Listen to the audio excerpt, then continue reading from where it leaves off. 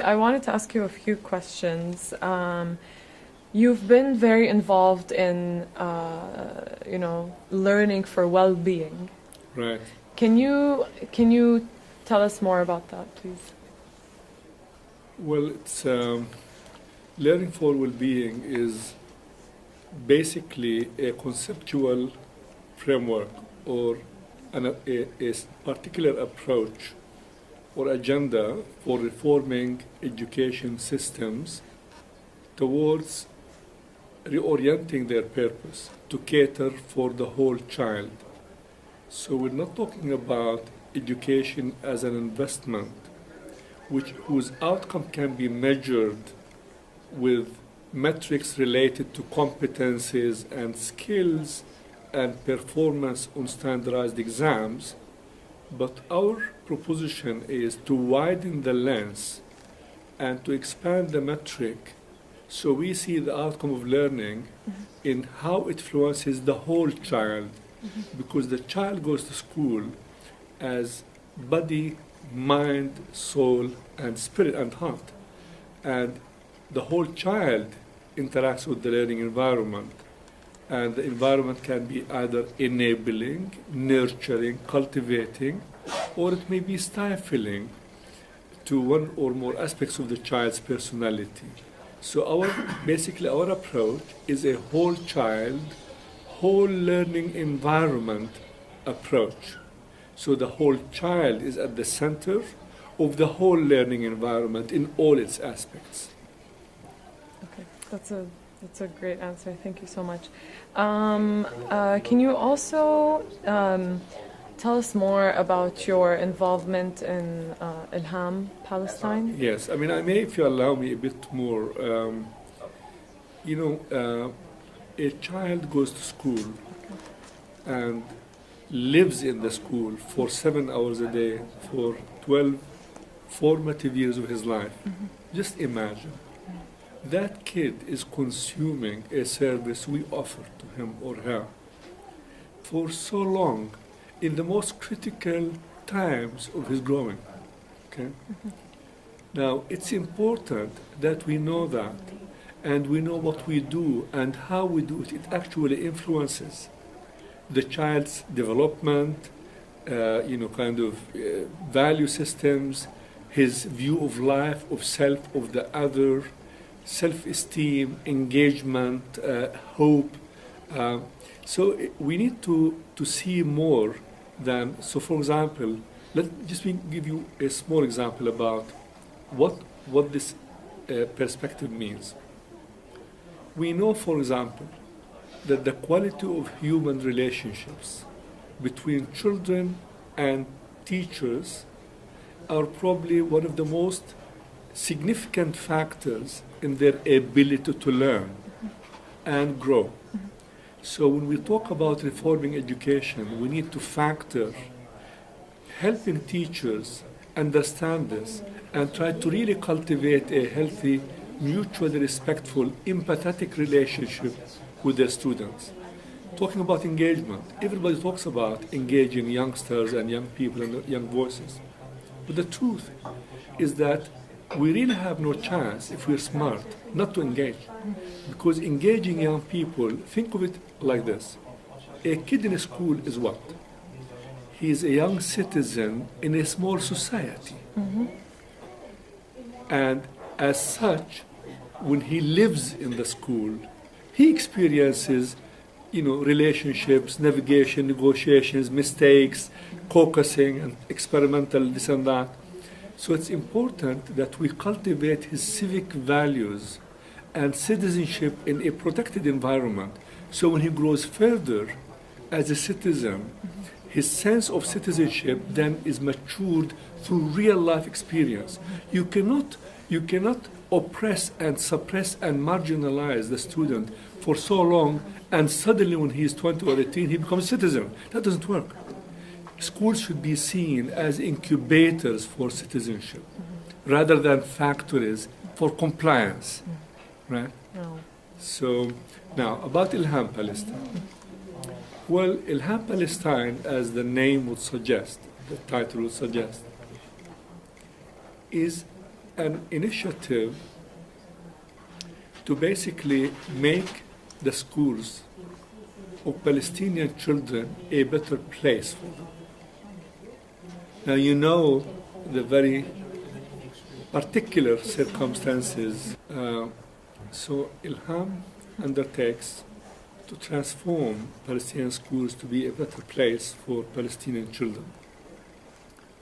And the fundamental aspect of Ilham is that it's a holistic approach.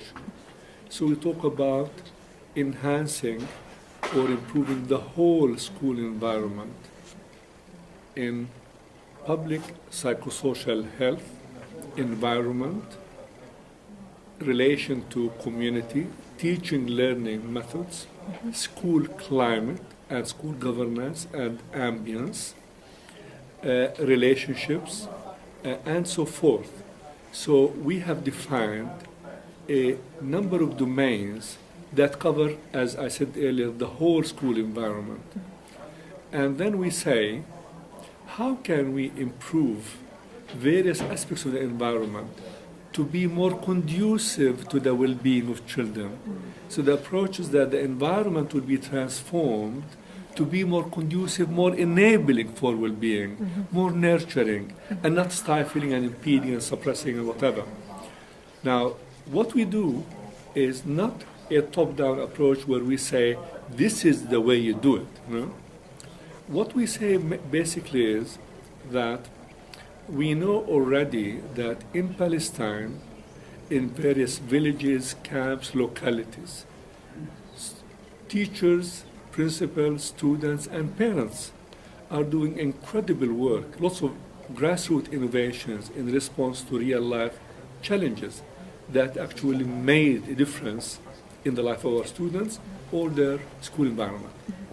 So what we do in Ilham is we go around the country annually in a major solicitation, call for nomination, and we invite teachers and all other stakeholders to apply and to share their innovations for the past year or 2 years, be it in this domain or that domain, whatever will prove to have helped the well-being of our students.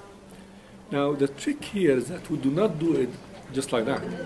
We have signed a partnership with the whole system, with UNRWA and with the Ministry of Education, right? So that the whole system will be involved in promoting our message, magnifying the message, so every teacher and every principal receives it. And there is, to be honest, a particular value for having the system endorse, legitimize, support, encourage that, rather than we doing it separate. And that's why we talk about it as a partnership for systemic change. And the partnership we have signed with the Ministry of Education, Health, Social Welfare, Youth, right? And UNRWA, of course. And so the whole system works with us in the Ilham initiative in various ways. And in fact, we have built local Ilham structures in various municipalities and localities in Palestine. So when we do the nomination, we have an aggressive outreach campaign in which we promote the culture of initiative and entrepreneurship. So the first thing is that people have to kind of start assimilating one key value, and that is in Palestine, we really cannot make it without having every Palestinian become an innovator, because living there in itself is an innovation. So we need to cultivate that culture of initiative and self-responsibility. We're all responsible. Okay? So this is an open invitation for initiative and entrepreneurship, and a legitimate one. So you're not doing it outside on the margin. It's actually a desired practice rather than an expectation. Okay? Now, the other thing we do is that we go to all localities, town hall meetings, outreach meetings in various ways, media, local TVs, and we make the call. Part of that is awareness raising, the concept of the school environment and not the teaching, and about the significance of the psychosocial well-being of kids, the significance of engaging youth. So one key particular domain of Ilham is called youth engagement. So we look every year for initiatives by students, teachers, whoever, that have cultivated youth engagement, in which youth have proved that they can, as young citizens, make a difference. Because they can be partners in shaping their learning environment and not just be passive recipients, all right? So we do that, and once we have the solicitation, oftentimes we have about 800 initiatives, elaborate initiatives, which people share from villages and camps and whatever. And then we undertake a thorough evaluation. And the key point here is that we have two panels.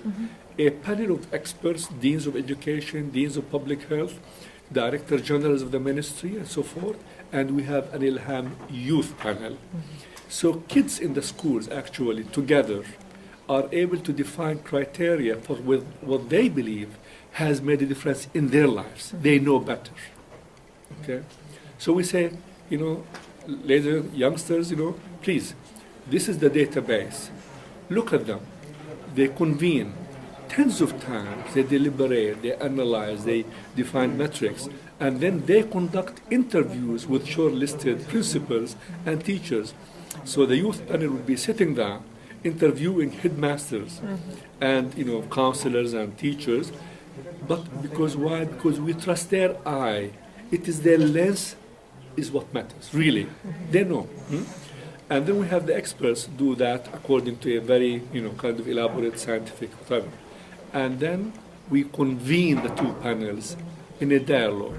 So the grand finale of Ilham evaluation will be a joint lengthy session between experts, leaders in the country in the particular domains, and the Ilham Youth Panel. And one of the most enlightening experiences of my whole life is listening to the debate. Those kids are debating with deans of colleges, and they're doing a marvelous job. Incredible inspiration. Because they do it with the heart. So honest, so clear, so transparent, and so down. They go to the core issue. They're not taken by academic jargon and academic, kind of thing. And it's just a beautiful experience seeing that. And at the end, we announce the national inspiring initiatives, and then we have district level or regional inspiring initiatives, which is like rank 2 in a way. We hold a major national ceremony with all kind of business, government, and civil society leaders, plus a whole cohort of youth and youngsters. We give them awards, and we do documentary snapshots about their experiences. We publish an Ilham Harvest, which is the annual harvest of innovation across the country in Palestine by grassroots, important. And then, that's the key, we go to the integration commission in the ministry, and we say, all right, these are the innovations, this is the crop of innovation this year from the whole country. What can we take to scale? All right? So if you have one initiative in Jenin or Bethlehem region, and we say, you know what, this is doable in 100 other schools or 200, the system has the legitimacy and the resources and the power to say, I'm going to actually take it to one school in each district or 5 schools, and I will apply, I will request UNESCO, UNICEF, UNDP, or government support to do so. So this is basically one aspect of the Ilham cycle. An equally important issue is mainstreaming within the system, in the sense that we have actually established an organic relation with the system, so that the various directorates of the ministry, director generals, are engaged, and they try to kind of adapt the Ilham approach to their particular, be it in counseling, teacher training, administration, ICT, extracurricular. These are separate divisions. All of them are kind of working in some aspect of Ilham. So it's a whole kind of, it's an integrated approach that is doing, I think, a great job. The beauty of this all is the context. Where is this all happening? In Palestine. Okay? Now, that is a non-trivial matter, because in Palestine there are no paved roads. It's always driving or walking on rock and thorns and difficulties. You know, I mean, I'm being symbolic, but if you want to light a candle, you need 5,000 volts. It's so difficult to create and to actually make work. So that Ilham navigated across all the challenges in itself is an inspiring story. Two, and more importantly, that the value and the worth of the initiatives from the remote villages in Jenin should not be seen in abstract. They should always be seen in the context of the scarcity that they live within and the challenges and the difficulties they experience. That is where the inspiration is. Against all odds and with minimal resources, they were able to make a difference because it was their heart, their passion that made a difference. On that note, if you could send a message to Palestinian students in general, of all ages, not just in Palestine, but across, the third generation refugees like myself, what kind of message that you would tell them? Well, if Palestinian youngsters are abroad, I would say two messages. First, that we're okay. Despite all, the country lives on, and we still we still retain hope and resilience and energy and passion and commitment to creating life and to living on, because Palestine deserves that kind of thing. So it's a message of hope. And the second message is that we're together, we're one people. It doesn't matter what has become of us. Some of us are in Madagascar, in China, in Brazil, but we should never forget that we're one people, through geopolitical kind of ordeals, has been all over the world. But we should always find creative ways of linking with our homeland and finding one way or another in looking at it, stretching a hand to it, a heart, an eye, some kind of linkage, because we actually need our brains and hearts and in diaspora, and we cannot do without them. And now with ICTs and the modern technology and all that, it should be a feasible and doable undertaking. So it's a call for virtual homecoming.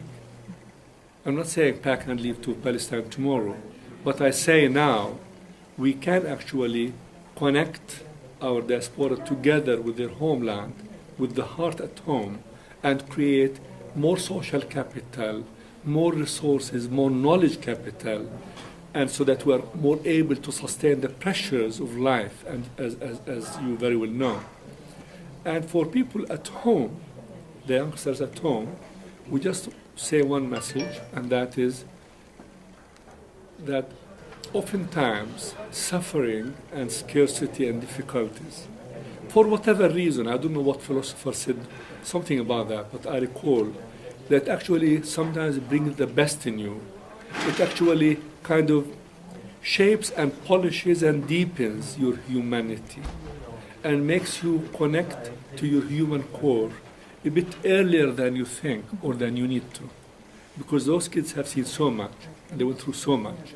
So the fundamental issues about life, meaning, purpose, and humanity have been in their face from early on. I think this is not a bad thing. It's something that will actually deepen their and kind of enrich their personality. And that they actually can make a difference. They should and can take matters in their hands and not wait for the world to do it for them, because the world will not do it for them. Wow. I know you're busy. If it was up to me, I'd keep you here all day. Thank you so much.